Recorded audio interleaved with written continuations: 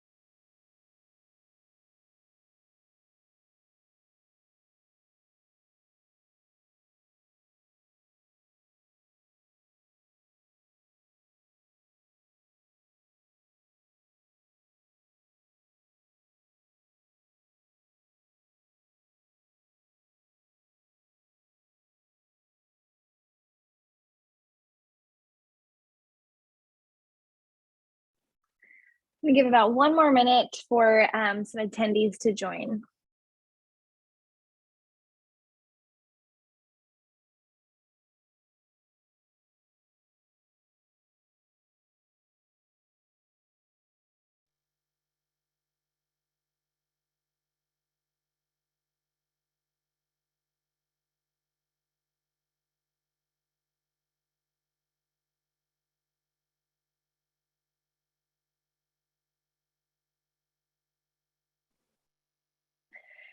Okay, we're going to go ahead and get started. I did want to welcome you all again and thank you for joining. We do want to let you know that this webinar is going to be recorded and it will be posted to the NRMN YouTube channel, so feel free to check that out at the end. Before we get started, I will give a brief intro into what NRMN is.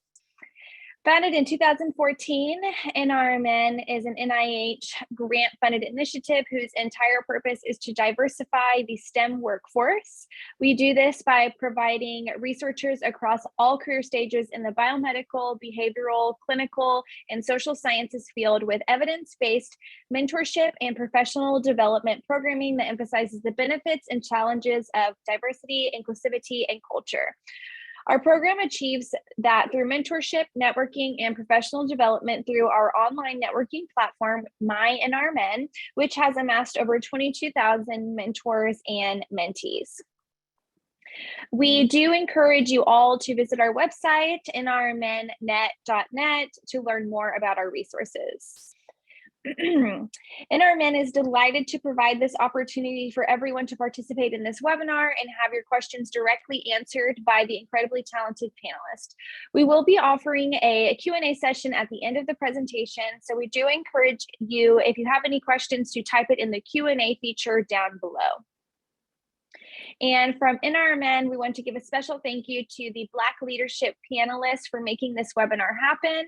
And now I will pass it over to Dr. Hinton to begin the webinar. So good morning and good afternoon to some, depending on what coast you're on. So today we're going to get started with the panel about Black leadership. As you speak through the first question, introduce yourself. Limit all the answer responses to about 1 to 2 minutes so that we can get through as many of the questions before. If you do not have the link for the questions or in the email, please let me know through the chat box so that we can make sure that everyone has everything. So today we're going to get started and then we'll leave exactly 15 minutes for questions. We have to 2:15 exactly. So at 2 o'clock we'll stop, and then 15 minutes will give us the questions that are in the chat or some additional questions that we have prepared just in case no one has questions. So the first question is, I would like to direct this to Dr. Clemens. What is leadership to you?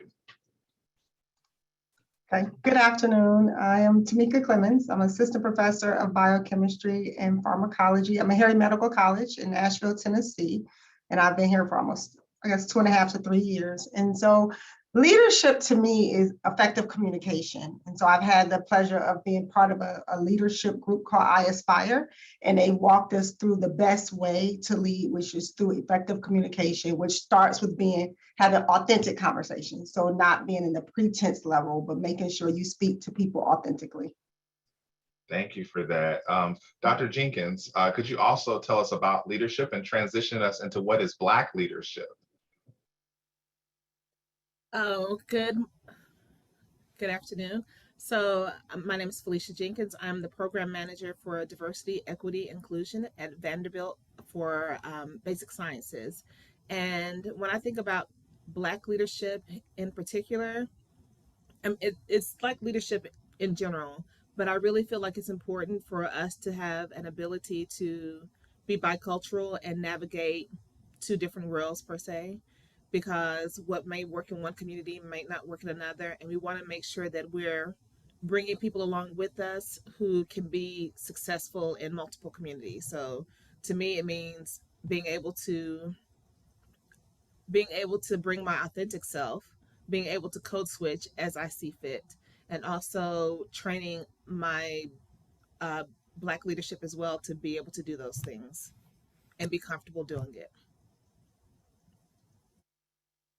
And I would like to ask the same question to Dr. Marshall. Good afternoon, everyone. My name is Andrea Marshall. I'm a staff scientist at Vanderbilt University in the Department of Molecular Physiology and Biophysics. And for me, Black leadership is having the courage to authentically be yourself and show up with the same excellence, the same skills as you would any other place without being apologetic for who you are. Excellent. So now I'm going to transition into another question. So Dr. Beasley, could you tell us, what do you think makes a very strong Black leader? Great question. Hi, everyone. I'm Heather Beasley. I'm a postdoctoral scholar in Dr. A.J. Hinton's laboratory here at Vanderbilt University in the Department of Molecular Biophysics and Molecular Physiology and Biophysics. So what makes a great Black leader? That was the right question, correct? So that's a really difficult question, but not really, because we have to embody that every day. So what makes an effective leader for me is making sure that we're meeting everyone where they are. It goes back to what Dr. Clemens said about effective communication. When you have someone that you're communicating with and maybe they're not effectively receiving the information, or they're not understanding what you're trying to articulate to them. Being an effective Black leader means that I have to rearrange, I have to adapt to the situation and find a different way to communicate that information. And then I actually have another question. So Mr. Marcus Jenkins, could you introduce us to 2 questions? What is the importance of having Black leadership in STEM and in business? And also, what makes a good and effective leader? Awesome. So again, I am Marcus Jenkins, the Executive Director of Roots Mentoring, which stands for Regiment of Overriding Statistics. Essentially, I would say what makes a great Black leader, it really goes hand in hand with just being an asset and really being able to communicate across the board, being relatable, being genuine, and also being empathetic. I think that's a huge skill that we just have to naturally have. And a lot of times we look over, but being able to really talk to people and talk in layman's terms, right? Not always talking over people's heads or having the uppity energy that comes with it, but being relatable, down to earth, and genuinely having the best interest of those who you are servicing. And then ask me the second question one more time. I'm on mute, so you didn't hear nothing. So my question is, what makes a good and effective leader, which you said? And then the second one is, I want you to kind of talk a little bit about what type of activities that you do in the community. For example, one of the colleges that you work with is Fayetteville State. And so I'm curious about the importance of having Black leadership in STEM programs. And so I was wondering if you could talk about that. Definitely. Again, I think it's about being the example and set the template. A lot of these youth, this is very untraditional to them. Nobody in their family, everybody in their family has been to jail, but nobody knows what STEM is and has been involved and engaged with that. So again, I think it's about being the example and putting somebody in front of them who they can relate to, but also somebody that they can strive to be like as well. So again, the leadership is about setting the template, setting the standard, but also being able to give back, be empathetic and relatable enough for those that come on board next. Thank you. So now I'm going to go back to Dr. Clemens. So I'm very curious about allyship in the Black community and how that's perceived. And then also I'm wondering, what leadership skills do you find most useful for Black mentors to have, as well as allies as well? So I want to start with this, I think the second question, because you said about the leadership that you need to be able to have these allies, right? Exactly. Right. So again, I like what Marcus said about making sure that you are relatable, because when you are relatable, then it comes easy that you will have allies, because people value people who are genuine.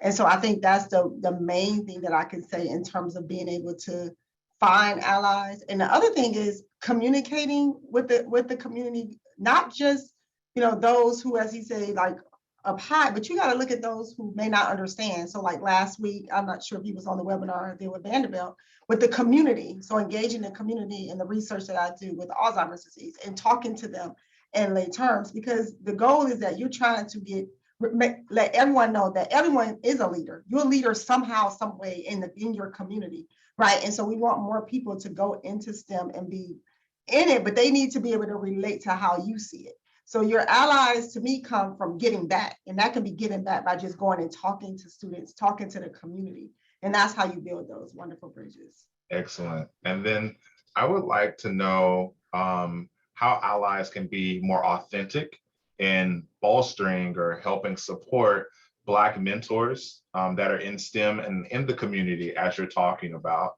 That's just a follow-up question that's not on there, but I'm just curious about your thoughts. And then Dr. Jenkins will ask the same thing to you as well. Say the question again. So I'm curious about what type of support system could Black mentors and mentees have to be able to, or need to be able to engage the community, such as maybe resources. And I'm wondering how allies could help with that transition to be able to get more people involved in creating programs in STEM or educating them to be leaders. So when I think of resources, the main thing come to mind is money. So being able to reach out to like foundations and people who care about the community, which again, you won't know that unless you have these conversations with people and find out, what are their interests.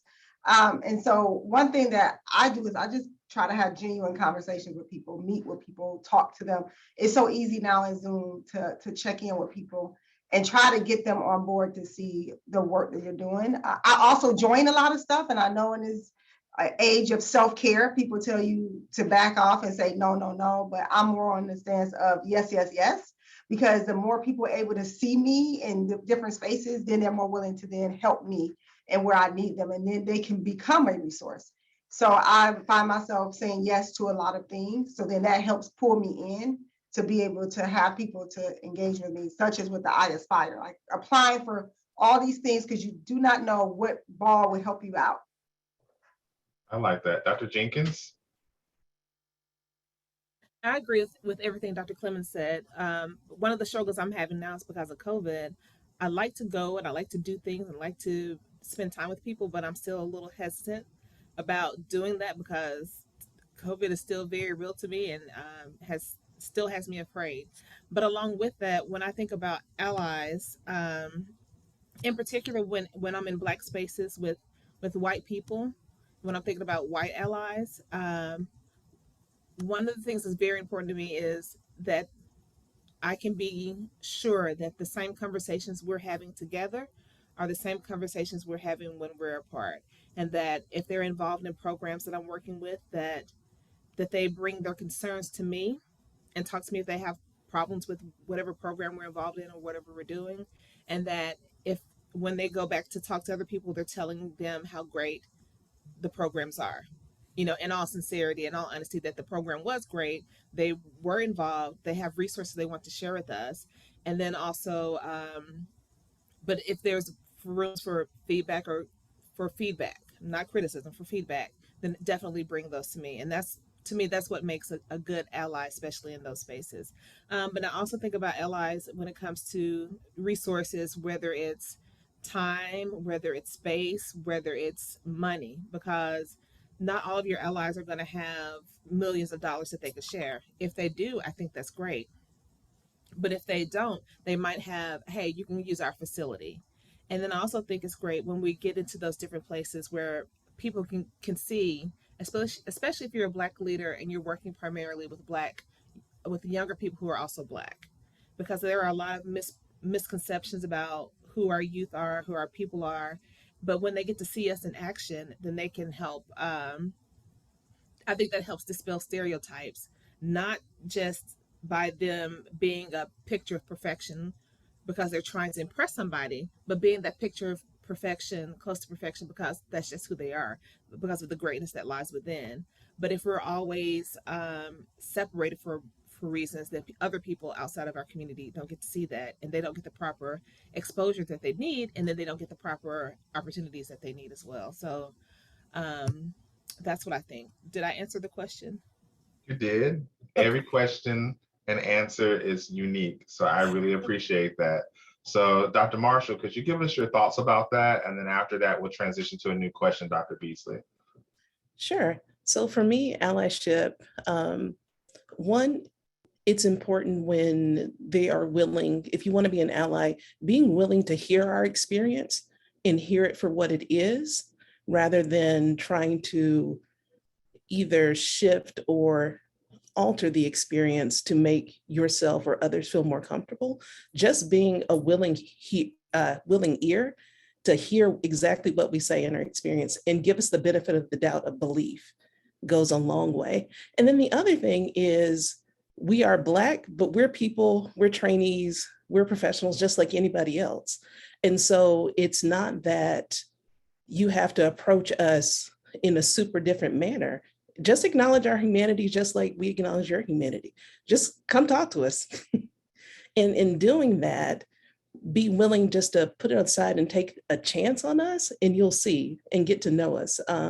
For myself, most of my schooling and stuff was at predominantly white institutions, and I had a wonderful experience, but some of my greatest allies really were allies. They were white people who took a chance on me. I'm not perfect by any means, but they were willing to still see my flaws, help me adjust, and help me accomplish everything that I've accomplished. And so being able to see somebody, see them for themselves and take that chance is awesome, I think. Thank you so very much. That was powerful. I actually want to transition to a new question about Black leadership, if that's okay. And then we'll kind of fizzle in some of the other questions that are not bold, if you know what I'm talking about on the document. So a lot of us seem to be able to get into STEM.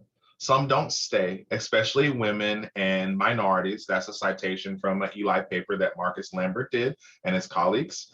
But what I'm curious about is actually the next level. So we find ourselves sometimes in that middle management role, but not really making it to, if we're in STEM, a chair, a dean, or a provost position that matters. And what I mean by that is the chair that's making the decisions, not only the diversity, dean, but that position where you can actually have equity in a space and develop it in the sense that you believe is going to be culturally relevant for everyone. And so the question is, how do Black leaders make space for themselves beyond the middle management level to a chair, dean, or provost level? And I'll go first. And one thing I think is that it actually has to do with allies again, and that's why I had brought up allies before. And I think that you have to give space for individuals that are doing great work that may not have the typical career path in the sense that, oh, they may be doing lots of different varieties of things, but they're making an impact that's going to contribute to the health and well-being of the institute. And also it comes from the top, where chancellors and deans and provosts that are already in position give power and equity to individuals that don't have that voice, and develop them and get them to be able to be the strong leader that you think that they can. So looking at the potential of an individual and shaping them for that position and giving them the resources to be able to be excellent, not to where they're trying to figure things out, but the right amount of resources. So now, with that being said, Dr. Beasley, what are your thoughts about this? Yeah, I 100% concur. And as we're thinking about allyship, I think it's important to talk about some of the soft skills that we don't talk about in academia, which are just effectively communicating with people. In order to actually speak to people that are in those higher positions, you have to communicate, you have to network, you have to know these people. And we have to learn how to be professional and how to operate in different spaces. A lot of times that's not something that is fostered within academia as to how to effectively communicate with people that are in higher positionings. We usually talk to people that are directly above us or people that are lateral, but we don't actually know how to talk to people that are in different positions that'll say your name in spaces that you're not in. And that's how you actually kind of move into different places within leadership. So I think one is to, of course, effectively communicate, but also to advocate for yourself. A lot of times we don't know how to say, you know what, I think I'd be great for this role. Or sometimes we're taught to kind of let our shine be a little more dim. And I think if we advocate for ourselves and say, hey, you know what, I might not be the person that might be best fit, but I would love to sit down with you, talk about how you got to this position. Let's really kind of help coach me. I'm coachable. Can you help me get to that place? And I think that advocating for ourselves and really effectively communicating with every part of leadership will help us actually get into those spaces more often. That is amazing. So I want to talk about creating your own access. So Mr. Jenkins, you have two organizations, one that's an LLC and one that's a 501(c), to be able to give access to our community, to build them into a space where they're not maybe pursuing because they don't know what it looks like. And sometimes we have to create spaces for ourselves when there is not space for us in academia. And I'm wondering, what does the leadership look like when you're on the other side and you created a program? How are you managing that program from the top, and how are you giving opportunities for others that look like us and similar? Huge, yeah, and I appreciate that. I think this is a vital question. I have a very democratic approach. So I have a team of like-minded individuals around me, and we all want the same thing. We all have the same quote unquote North Star, this our why that we continue to pursue and follow. So again, having conversations with the youth, and we have a very, very transparent back and forth conversation. What do you desire? How can we help, right? And again, just as Ms. Beasley asked, asking the questions. A lot of times you'd be surprised. Everybody always has something to say, but nobody always wants to hear. So again, creating that safe space where we can actually have that conversation. We actually are able to target the parents and ask, hey, what does your child need? What can you not offer? How can we step in, again, to have that same village mentality to point to them and instill those different traits. And then again, being a young Black man myself, I know if I didn't have a couple of role models in my life, I could have easily went left instead of right. So again, being the change and the mentor in which we needed to be in the position in which we are is exactly how we go about doing it. Thank you for that. So now I want to transition into understanding some of the skills. Dr. Beasley really mentioned skills, and I think it's so, so important. And I think that's something that we have to make sure that we really kind of narrow down and develop a little bit better. So Dr. Clemens, I know can I call you by your first name? Are you comfortable with that? I don't know, because you gave me that face in the background, like, you can call me Tamika if you want, but I just want to make sure that's okay. Can we transition to calling everybody on the panel now that we kind of feel comfortable by their first name? Is that okay? I just wanted to give the respect that everyone's earned their title, but okay, so I just want to make that space available. Okay, so now we can do that. Okay, so how do we set expectations for your team or your mentees that are in a laboratory setting? How do you work with them to develop that skill set that Heather was talking about earlier? Mm-hmm. So I'm definitely hands-on with my students. I like to meet with them often. It's easy, of course, to do even now more with Zoom, but even before, I'm thinking about one of my mentees who is now in an MD PhD program who did not want to go that route.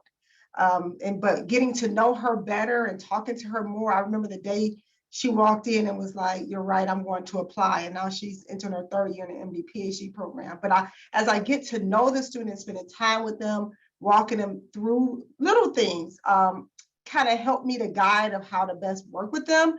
One thing I'm into, I don't know if y'all are into it, but I'm so into Enneagram numbers. I've gotten med students into it. I'm meeting with a med student this evening on Zoom who I had her take the Enneagram test. And with that, they're able to learn so much about themselves because it kind of shows you what you already know about yourself, but it lays it out there for you. And it allows you then to say, these are my strengths and these are my challenges. But even with this, I know I can be a leader because of these skills that I have. So I kind of now lead with that. Is having them do that test, talking to them about who they are, what are their aspirations. It is okay to change. Trust me. It's like one of those things you have to tell people when they're really young all the time. You're going to change, but you just have to have a plan now, and that plan will evolve, but just have a plan and go with that. And so I like to build the team by just getting to know them. And I think by just me, I'm super honest. So me being honest allows them to feel like they can be honest about things, and then it just kind of flourishes from there. So if you're not in the Enneagram numbers, I encourage you for everyone. It's great, and it gets you to know who you are. Some of the med students said they were distracted for days studying their Enneagram numbers. So if you don't mind, there's a question in the chat about a link for it, and could you spell out the name of the test? So absolutely. So if you could put that to all panelists, everyone, so that they can have that information now, because it sounds like they actually want to take that test.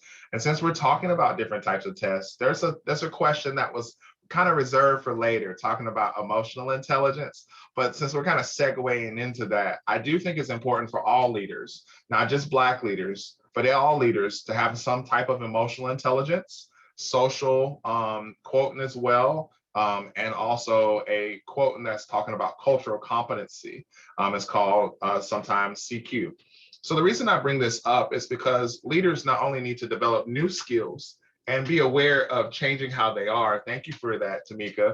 But also I'm curious about how do we develop the emotional intelligence to really look at the arena that we have and figure out how we can uniquely place each individual to develop their potential in a space that may not be the best for them at that time. So Felicia, now that we're going by first names, I was wondering if you could talk about emotional intelligence a little bit and how we make those decisions as Black leaders and also our allies that are helping us in this cause.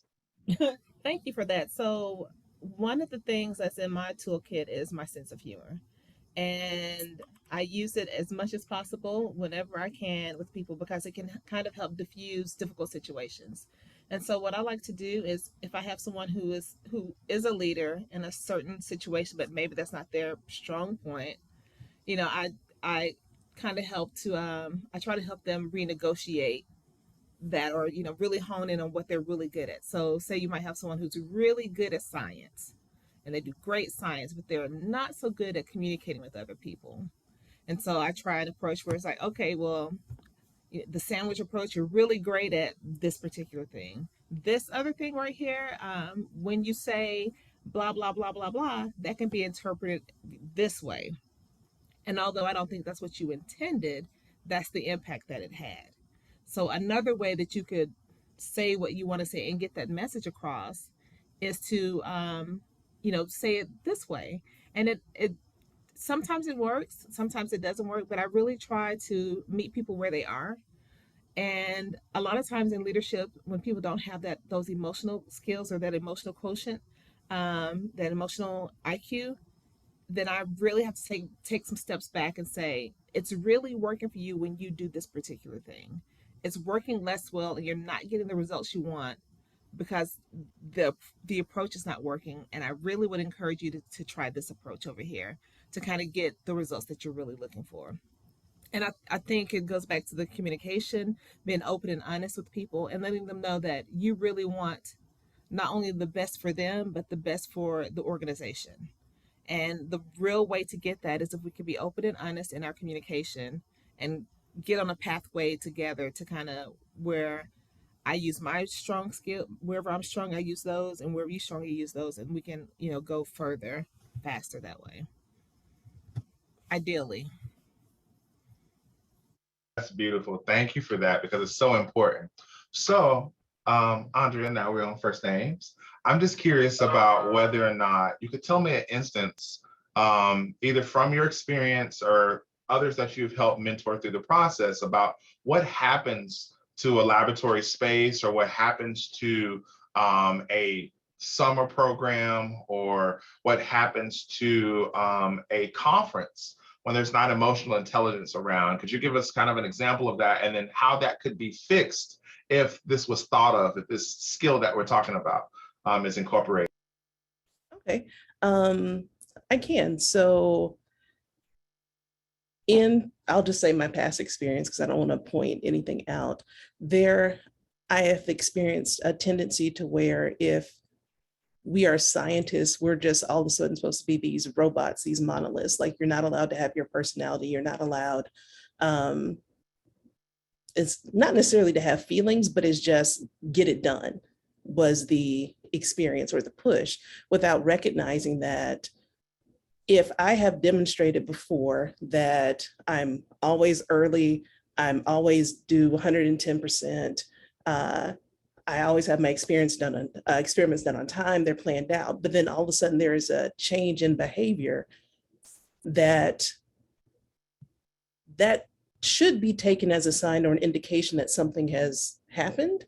And rather than just saying that, oh, well, all of a sudden this student doesn't care, or this person doesn't, they don't want to be here anymore, they're not suited for this path or this task, rather than looking at the change in behavior from that perspective and seeing what a life event may have occurred that has brought on this change, or in a lot of cases, it's just frustration with some of the experiments. I've done this 1,000 times, 1,000 different ways, and none of it seems to work. So it's just the push through that you have to have, but being able to acknowledge that change in behavior and see it as, hey, I just need to talk with this person, see what's going on, see if something happens. Maybe they just need a little push through. Maybe they need a little break. Maybe they're burnt out. I've experienced burnout in several instances in my life. But being able to have emotional intelligence and recognize that this is not a sign that this person doesn't care or this person is not worthy of this position or this track, but rather this is a sign that I need to just talk with them and see what's going on. And in many cases, what I have also seen is that when emotional intelligence is not taken into account, so when these things are not considered, and communication, which is something that's come up many times in this panel, when communication is not had, what happens is a breakdown in the laboratory environment. So that's when you have students who are through with their PIs ready to throw students, out the window.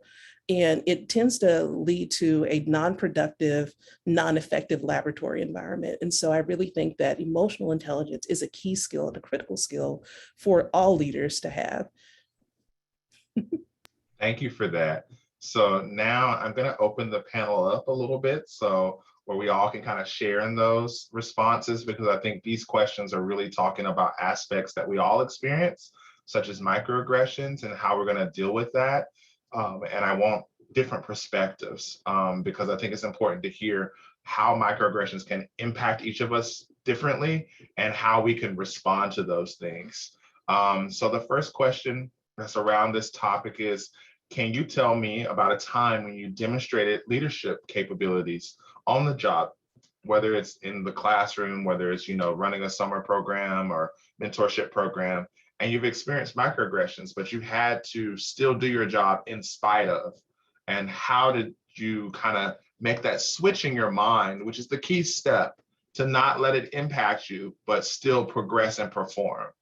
And then if it did affect you, how did you heal? And so this is very important. So I'm just gonna go kind of in reverse a little bit. So it'll be Heather, then Marcus, and then Marcus, you can pick somebody. Okay, so because I actually want each of y'all to answer this question because it's that powerful. Okay, go ahead. Sure. So this is an excellent question. And I would like for everyone to read Marshall et al.'s paper from, I believe it was 2021, that actually discusses microaggressions in STEM. And the reason why it's so important is, as I grew up, I didn't know that that was a microaggression. I didn't really know how to actually call it by name. So one thing about me is I grew up in private school, and my mother is an attorney. So she really was instilled in us the importance of diction. Make sure that you speak correctly, make sure your subjects and verbs agree. Let's just do these basic grammatical things. And as a Black girl growing up in the South, it was the microaggression is, well, you speak real good to be from Montgomery, Alabama. And I would just say, oh, thank you so much. You know, I didn't understand that that was a microaggression. Now we know certain things like that really aren't meant to be productive, but they're kind of slights if you want to look at it that way. And so I say that to start off, that has continued as my career has progressed. As I get into these spaces where I do become an effective scientific communicator, I do have colleagues that are of different ethnicities that do say those same comments. And it's a great way to educate people without being combative. And that is something that goes along with what we talked about just previously with emotional intelligence. It's not for me to tell, well, that's not right, that's a microaggression, don't talk to me that way. The main way is, you know what, I get what you're saying, but maybe I think what you're trying to say is that you haven't experienced this, or maybe I can educate you on not to actually say that to someone. So there's certain ways to have those conversations. So it happens quite often, but the main thing for us to do is to, yes, we have to educate people on what is happening, because maybe they didn't realize that that could be a microaggression, just as I didn't realize it as I was younger. But as we go forward, the main thing is, of course, using these same things as have been put in the chat, such as emotional quotient, knowing that we can't be reactive sometimes. I think also as a scientist, we're taught to think, to hear, to respond. So why was his protein like that? You're listening to respond, but sometimes when you're having conversations, you have to listen, process information, and respond, and not just be reactive. So that's just my 2 cents on it. I think that it happens quite often. I can go down the list as a Black girl growing up in the South with that particular phrase, but I will allow for my amazing colleague Marcus to take it from here. And Dr. Beasley, you're spot on. I remember my first job in corporate, I got the same thing. Wow, you speak very well. You're very hardworking. And I asked him, I said, am I not supposed to be? Like, that's how I got the job, right? So, but again, even in the midst of that, I had to swallow my pride. You know, I had to kind of take a walk around the building and kind of get my head back right. And oftentimes I think it can be very negative, again, because we have to almost suppress our feelings to an extent, right? But at the same time, it's kind of what we've been taught, to your point, being young Black men from the South, right? This is something I guess they aren't accustomed to by any means, but I was able to have a conversation with them following that to say, hey, this is a standard. This is the way I was raised. My mother encoded this within me. And at the same time, you shouldn't be surprised to hear a young Black man be able to do the same things in what you're able to do. So we were able to turn it into a very constructive conversation. But what I realized, it was a big generational gap. I was coming straight out of college, 21, and the next person beside me was 50, right? I remember having a conversation about the whole Kaepernick conversation. I had to just walk away. Some conversations you're just not going to win. And that's one thing I think we have to know and understand as leaders, and be able to combat our emotions at that point in time, and then be able to filter that towards a more progressive a goal and objective. And that's what I've learned ever since a youngin'. So definitely can relate to that without a doubt. But if you look at it from another perspective, it's a compliment. So I've almost been able to put a spin on it and say, hey, thank you. I appreciate that. But know that this is the standard going forward, right? So again, I would definitely love to hear from Ms. Felicia. I know you have something phenomenal for us. I want to hear you out. I wasn't ready, but I'm ready now. So I have one, and it was a not necessarily a turning point in my life, but it still impacts me to this day. And I'm not quite over it. So we end up in a previous position, not here where I am now, but in a previous position, someone sent out an email that had racist under, over, inside, all the preposition tones. And they didn't realize it. It was a white person that sent out the email. They didn't realize it as a white person. But the people of color in the office got the email and were immediately like, "What are you trying to say? I know what you said, and but I don't know what you were trying to say. But what you said was wrong." And it ballooned into something really big. And as it was ballooning, my job was still to continue to do what I needed to do for my students who were um, who were students of color who were also going through a hard time just because of what had happened. So I decided to speak truth to power and did that. And what I said was, if this thing happened, I don't know the intent, I know the impact. But if we don't correct it, if not now, then when? If not us, then who? Because if we are people in leadership and we see something's going awry, if we don't do it, then who is supposed to do it? If I can't do it, and if I won't do it, who am I supposed to get to do it? My child, or wait for the unborn to be born so they can fix the problems in 50 years? That's not how I operate. And it ended up affecting me negatively as far as that particular position. And I was so angry for a long time. And I thought I was over it, but when the situation popped up in my head just now, I still felt a tinge of, oh, that was not just for me. But because of what happened there, I'm not there anymore and I'm here. And I am so much more in love with here than I was with being where I was as far as everything around me. So it was one of those opportunities where someone introduced what my grandmama would call a stumbling block, and it turned into what she called a stepping stone. So I didn't understand that, growing up, oh, you make your enemies your stepping stone. But what I initially tripped over and fell down and skinned my knee and hurt myself turned into something where it took me to a position of being elevated. So I had to get up and scrape myself off, emotionally, financially, all of those ways. But I'm in such a better place now. And it also increased my understanding of other people, of helping them realize what they need to do differently. And sometimes they're not going to, other people may not want to be better people. And then we still have to find a way to work around that or find another place to work.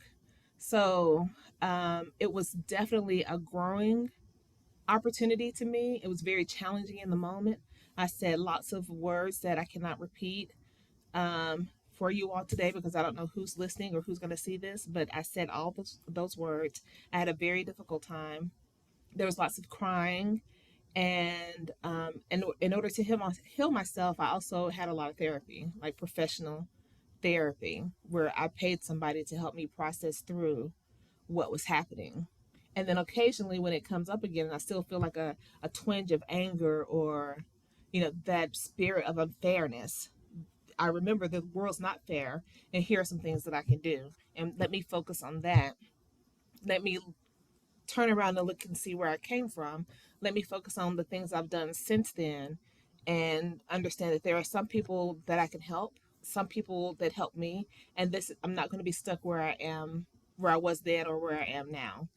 And so that's kind of how I got through it. And another thing to what you said, Marcus, is when people give me that compliment, and I know everybody on this panel has gotten it, about being so articulate and, oh, just so bright. And you're like, thank you. And of course, two things.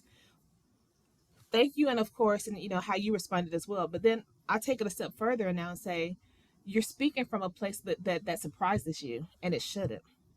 And I want you to use me as that example. There are a lot of people out there that are just like me, and somehow you believe something about people that look like me.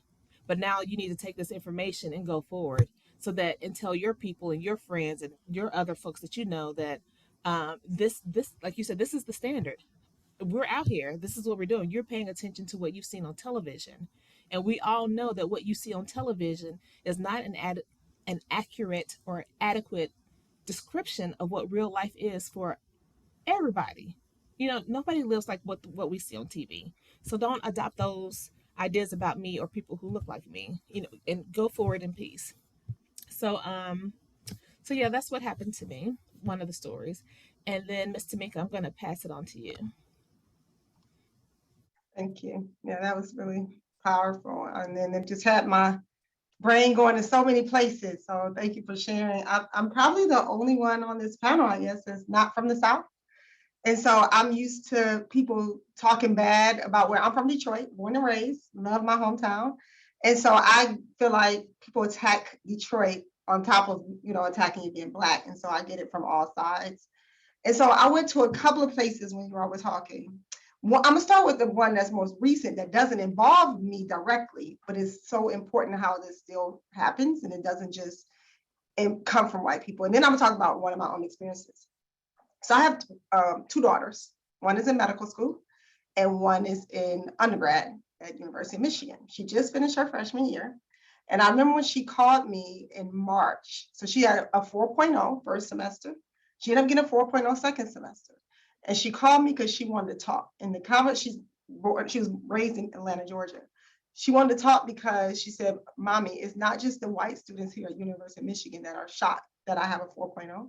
It's the Black friends that she met as well. They wanted to know what was she doing? How did she make it to be able to get all A's? So that's something that I had to have a conversation with her, you know, about expectations of yourself, regardless if the person Black or white. So she felt like she was getting it from both sides. So I thought I would share that first because I'm dealing with that with her as an 18-year-old.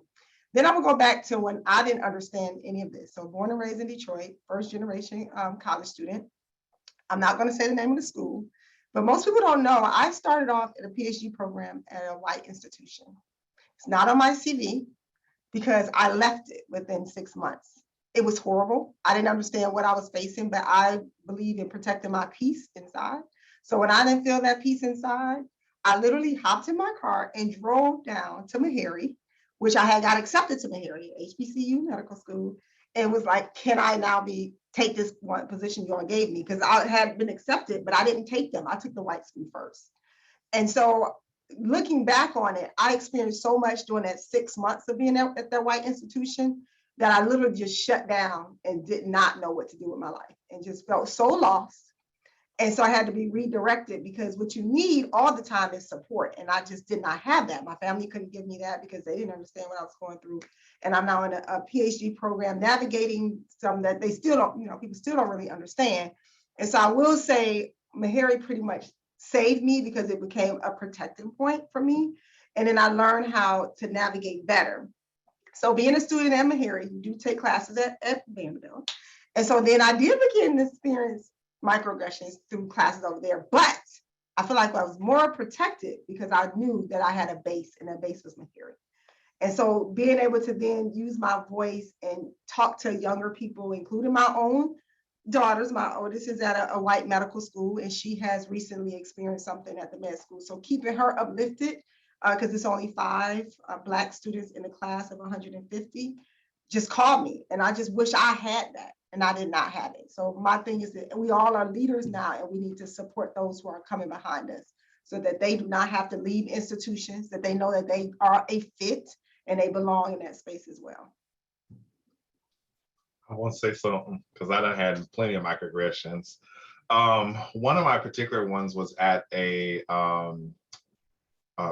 just write your comment in the chat for your hands that's raised and then I'll call on you soon so that you can so we can talk about it, whoever raised your hand, Veronica. When I had a microaggression, this was when I was an undergrad, and it would have stopped me from becoming a PhD candidate. And it was at an institution that was in the Midwest. And I eventually went back to Midwest to do two stints, as I had 2 postdocs at the same time in the Midwest. So I went back and did what I needed to do. But the point I'm trying to raise is about microaggressions and how you perceive students. One thing that I do in my laboratory is that I tell all students, y'all are just as important as me.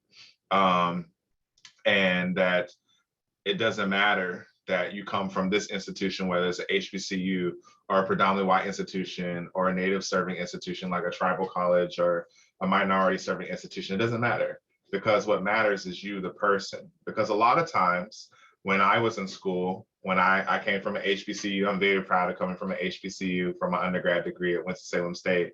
And the reason I say that is because if I didn't have Winston-Salem State, if I didn't have that MARC program and that RISE program to put me back together after my summer experience, I would have not made it.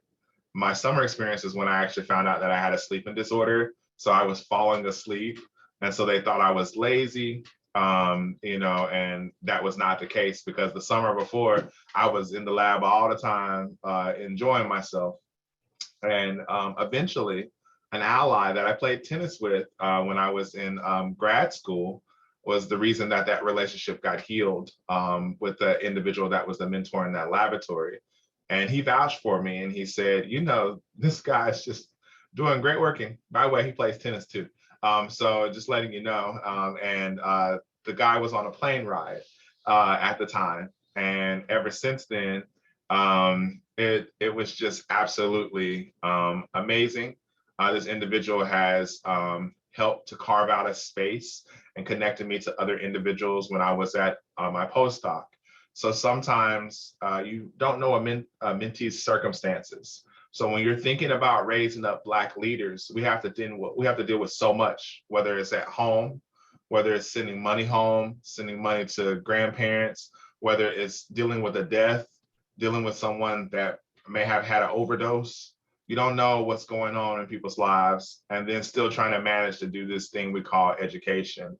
And yes, other people have those opportunities now because of the pandemic. But if you think about it, that's the pandemic, but then we've always had that all the time that's put on top of us. And so I want you all to be aware that it's nice that everyone's kind of experiencing that level of stress, yes, but remember the other stresses that were there before, along with the things that you see that are happening in the media that are causing for all of us to fall apart in different ways. It's an attack on all of us. And it's an attack on that unity message that, that could survive and could thrive, where we all have a place and we have that self-awareness to be ourselves. So what I'm trying to say is that don't avoid the microaggression, dismiss it. You don't have to, you just say, oh, okay, thank you for your opinion. That's what I say. And then in my mind, I say, it's not giving what needs to be gave. So what I'll do is I'll move on from it and just say, I'm going to show them. I do that often. I do that now. So I love doing it. It's my favorite thing when someone says I can't do something. And so that's how I want everybody to kind of embody that microaggressions are a place for growth. They're a stepping stone, like Felicia said. They're meant to cause you harm at first, but it's okay because it's something that you continue to move forward. And I know Marcus, you didn't get a word in, so I'm sorry. I just had to get in a word because they were talking about HBCUs. So go ahead. No, I'm definitely here with you, and FSU tie die. But quick notion. I think so. As we discussed, nobody expressed that microaggressions are positive by any means. But again, it is an opportunity to learn. But upon reflecting, I really leveraged my ancestors to motivate me in the midst of that. Right. So as these microaggressions come into play, I always reflect and I think, right, we are so much stronger. We have overcame so much more, and of course, we should address it and we should correct it. But at the same time, it's not going to stop us by any means. I just allow it to really fuel and really inspire me and channel that energy for something else. So again, not to say this is going away, and obviously nobody is fond of it by any means. But at the same time, I would just challenge you all to channel your ancestors when it comes. This is a panel about leadership. All of us are here for a specific reason, and we have checked off those boxes that are necessary. But again, I would just challenge you all to summon your ancestors, right? We have come so much further, and I always say you're undefeated because you're still here. Nothing is taking you out. So allow that momentum to again channel some more positivity and push through and conquer. So kudos to you all, and I appreciate the answers and great conversation. So that is really, really nice. It's a good way to kind of like end the actual formal discussion on the panel and kind of get into some of the questions that have been put in the chat. So the question that I really liked was talking about doctoral degrees, and I want to add bachelor's degrees to this. So I really think that this question is a heavy question that we all can kind of answer from different aspects. I'm just gonna talk about my experience because there's some people that are in my lab that are on here that I know that are just killing it because they're gonna speak about their own stuff. But the point I'm trying to say is that you can do everything that you want to do with a degree. It doesn't matter. I came from Winston-Salem. I didn't have a high GRE score. I didn't have the best GPA. It was all right, but I still got accepted to Baylor College of Medicine, which at the time was a really good school. Still okay. And then at the same time, I went on to do 2 postdocs, one with the National Academy of Science, National Academy of Medicine member, and he has so much money, it's ridiculous. And then he's at UCLA now, but before at Iowa, and he had like 2 endowed chairs, which is something that's crazy. And he's still living, and he has an endowed chair named after him at Iowa. That's how much work he did while he was at Iowa, just to give you an example. And so people look at the potential and what you've done on paper. It doesn't matter what degree you got your it doesn't matter about what level of degree, first off, that you acquire from a certain institution such as a HBCU. It's about what have you done with it. So did you show a lot of growth when you were at Winston-Salem, and then when you went to Baylor, did you do really well? Did you make it your business to do well? And then what did you do at the next stage in your postdocs? And then now what are you doing with your faculty position? And then now what are you doing for others? Are they now getting everything that they need, right? And so that's kind of how you want to be able to set things up if you're going towards a faculty position like I am. It's about the attitude of what you do with the position. Yes, there's a lot of doubts. There always is a lot of doubts about, oh, does he have the same rigor as what some other institutions, may have provided, or he might be here for affirmative action. So my goal every year is to publish 30 papers. It might sound ridiculous, but that's what we do. We do half DEI, and then we do half research. And so that's what I do. And then I just let them continue to talk, because I know for me, it's important to have that cultural environment in my laboratory that promotes diversity, equity, inclusion, because that advocacy is not pushed enough to really create a safe space, not only at my institution, but all institutions. And so I think it's very powerful for us to really think about this in a lot of detail, because as long as you can change one person's opinion, you've changed the mass, because that person's connected to the next person. And so don't lose sight if you have a doctoral degree from an HBCU. I know plenty of people that are killing it with an HBCU degree. One of them's on the call, 2 of them are on the call. I have plenty of friends that are also started at HBCUs. I have a friend that's an HHMI investigator. I actually have multiple HHMI investigators that are friends that started at HBCUs. So I want you to say in your own mind that you're just as good, if not better, than the individuals that you're comparing yourself to that have these degrees from other institutions. And remember, the majority of our leaders that are Black come from HBCUs. Okay, I'm gonna pass it on to somebody else. Go ahead. Can I hop in? Okay, I didn't go to an HBCU, but my mindset has always been excellence is excellence. Whether it's, you can add my color on that or not. I didn't get this position because they were just handing them out or whatnot. I got it because I beat you. That's my petty. So that's usually how I would address some of these microaggressions that, oh, well, perhaps you only got this position because you're Black. No, I just had the top score. That's just what it is. And so a lot of times, when people come at you with the crazy stuff, you don't always have to respond crazy back, but you have to have a confidence in yourself and know that I know I can achieve my goals. I know what my goals are, and you're not going to dissuade me on it. So you can hem, haw, huff, puff, whatever, but the proof is going to be in the pudding. So a lot of times I let my reputation speak for me. So when people would come against me and try to say something, everybody else around knew me, and they were like, who? And who? Andrea? That one? Oh no, She's always the first one here. She's always participating. She always helps all the other students. I've never heard anybody say, no, what did you do? And so often depending on how you conduct yourself, and make sure that you have a reputation that also extends beyond you and speaks for yourself. And so when you get in situations, particularly if it is a situation where the power dynamic does not favor you, you have other people that know you and can vouch for you and can speak for you when you can't necessarily speak for yourself. But excellence is excellence. Whether you got your degree from an HBCU, a PWI, wherever, let your work speak for itself. I agree. And I do. Oh, go ahead. Go ahead. Dr. I was just going to address, I see her question in the chat, and she said it's not about building the confidence, but to prove that you need to first be a gatekeeper. So I think I see what she's asking. And I do know of a situation where I was told, let me see, I want to put this the right way. So it's an engineering firm, I'm not going to talk about which one, but the person was saying if they do CCVs from an HBCU, they do put in a different PAL. So they do not consider hiring anyone who got an engineering degree from an HBCU. So I have definitely heard that. So that is a true thing. Somebody I know who was part of that or heard about it spoke up against it. But that is what that firm believed, that if that engineering degree came from HBCU, then they didn't want the person. So I see what she's saying on that. And you can't help that, right? So if that's how small-minded that place is, then they're not going to hire you. And you don't really want to be there, right? Because that's very small-minded. So I would just say, leave it where it is. Yeah. So oh, sorry. Sorry. Yeah, acknowledge change in pronoun. So first, sorry about that. That was by accident. Thank you for letting us know. So we'll address you accordingly. And then also we'll circle back because I think the question is twofold.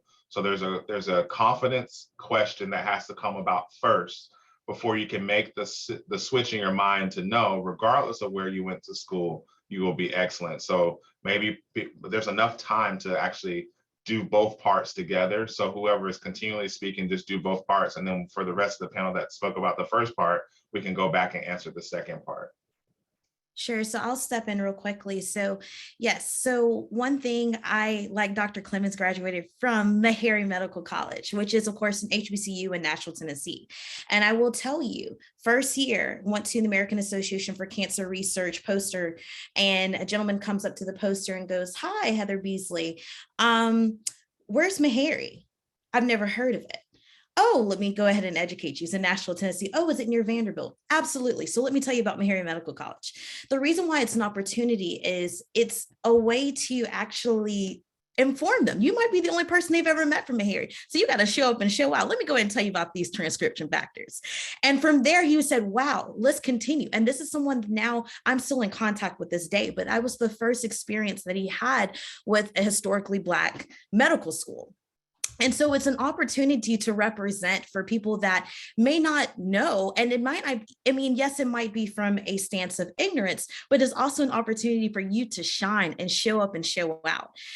So I have it twofold. I graduated from a predominantly white institution for undergrad and went to an HBCU for my master's and my PhD. So I've seen both sides of the coin. So the point I'm making is that's the first part. So one, it's an opportunity. And two, there's always going to be people that are going to doubt you. And there are going to be people that are questioning your abilities because you're from an HBCU, but that doesn't mean anything. The great thing is, I will speak for myself. Point example, I graduated from an HBCU. I am now a postdoc at a predominantly white institution. The interesting thing is, not only have I received 2 postdoctoral fellowships in the first 3 months of my PhD, after my PhD, but I had 12 papers coming out of my PhD. And I now have about 19,000, thanks to Dr. Hinton, that are about to come out. So the point is, the successes aren't based upon where I was educated. It was based off of the information that I have and how I can actually effectively communicate that through my research. So I want to tell you, there are going to always be gatekeepers, but you have the opportunity to show them who you are, and it doesn't matter what the institution is.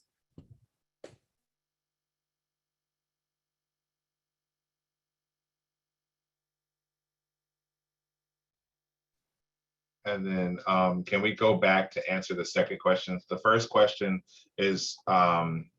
was mostly about understanding gatekeepers. So if everybody doesn't know, the gatekeeper is basically a person that is really blocking or allowing you to come into the space that may not be something that as welcoming to you based upon certain environments.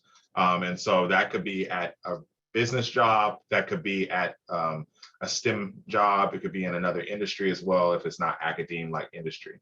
And so the second question is referring to how to navigate your confidence, like what is required to really kind of build yourself up. And the reason that we first was answering the confidence question was because there may be some individuals that are on the call that may not even know how to get to the gatekeeper part because their confidence is broken, not for the individual that who actually spoke the question. Thank you very much, Adil. He posed a really good question. And so that's so important to kind of really think about from both dynamics. So the second part is now what we're answering you all, which is understanding about gatekeepers. I'm going to look up Miranda Montgomery's paper, but she talks about gatekeepers like nobody else's business. And I'm going to try to find that before we get done in 10 minutes. I'm going to talk for maybe a minute and then let everybody go ahead and talk about the question. You have to become a gatekeeper. So I like to consider myself now a gatekeeper for mentoring and diversity, equity, inclusion. And I'm trying to do that now for mitochondria, trying to learn as much as I can from my previous boss and absorb all of his knowledge. So when he retires, then I can be like him. And so the key thing now is trying to figure out how you can give opportunities to other people.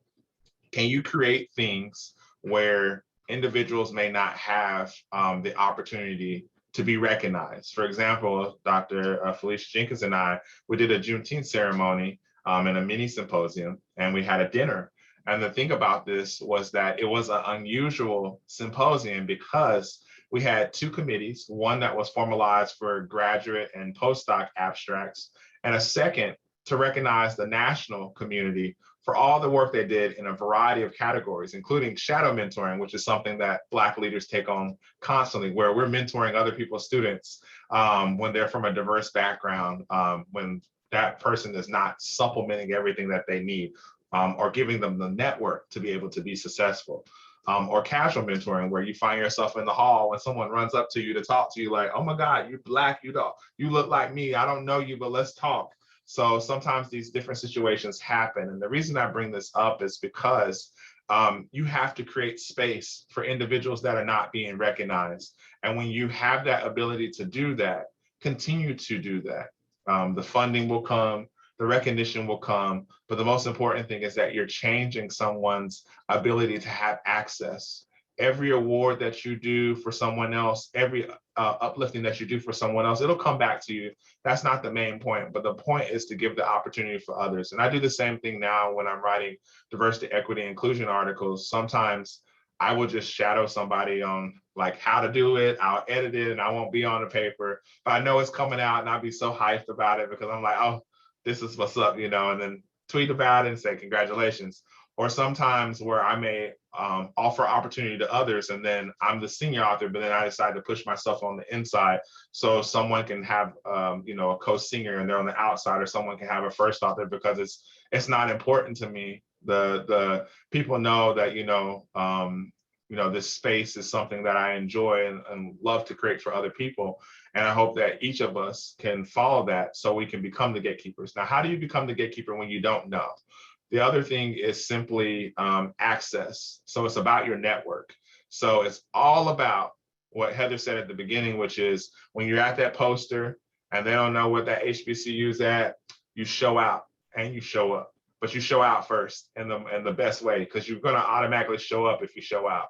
And so that's what you have to think about. Every opportunity is a learning experience for people to know about transcription factors, in my case, for 3D reconstruction. And you give a tutorial day in and day out so that they know. And then you get a little recognition from other people to champion for you. I often allow other people to champion for me instead of me having to speak for myself.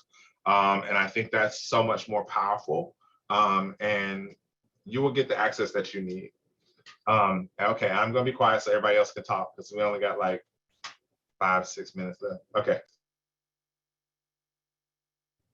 So for me, with gatekeepers, I've dealt with a couple, some of them in programs that were supposed to promote minority advancement and stuff like that. And what you have to do is, in a lot of cases, rely on your network, definitely what Dr. Hinton said, rely on your network, but then also rely on allies, because there are gates, but just like regular gates, they can be overcome.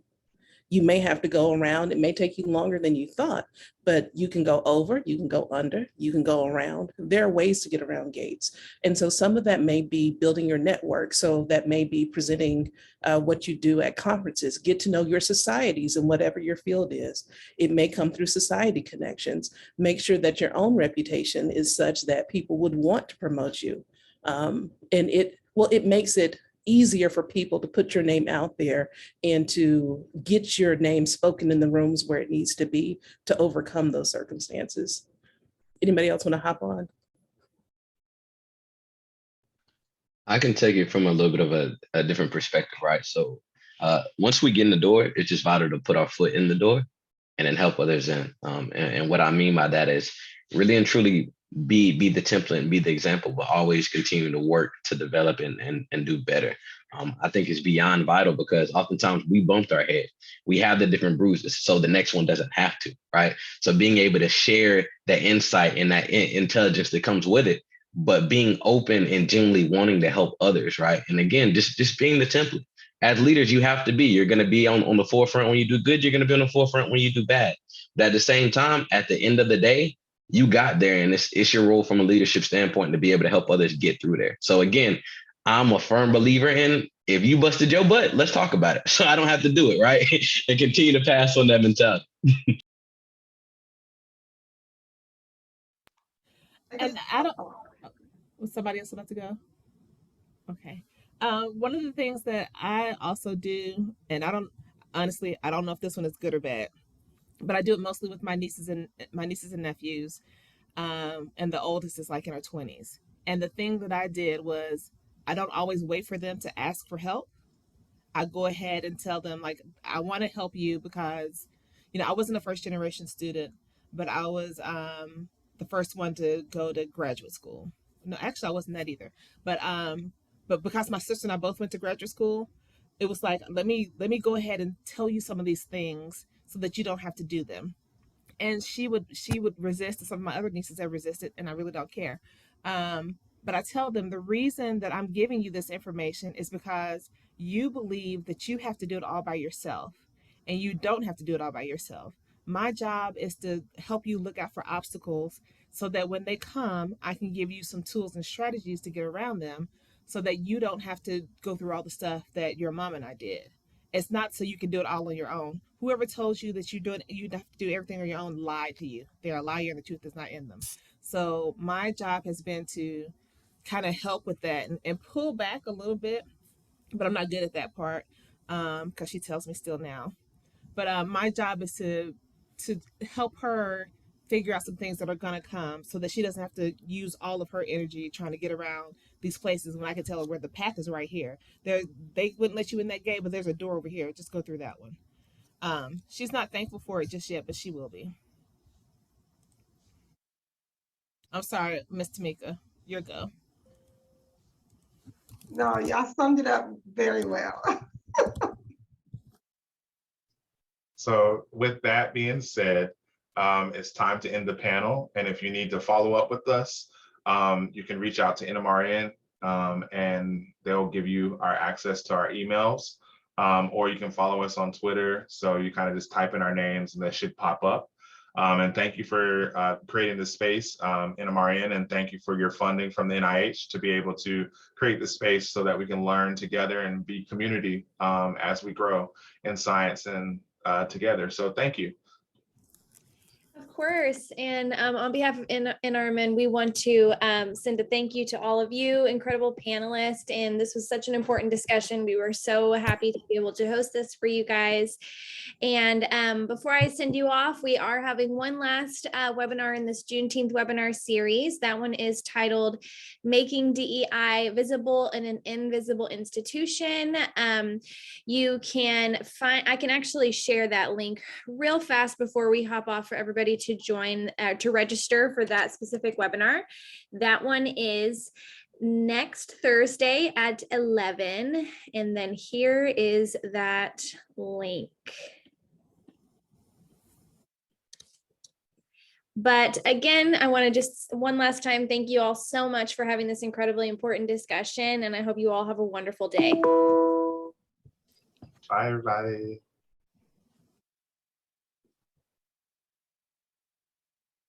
Okay, once everybody gets off, I just want to have a debriefing, y'all.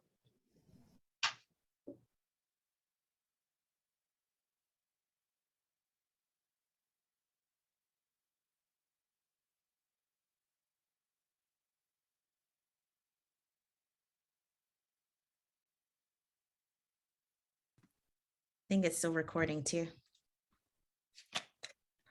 We'll cut off the record.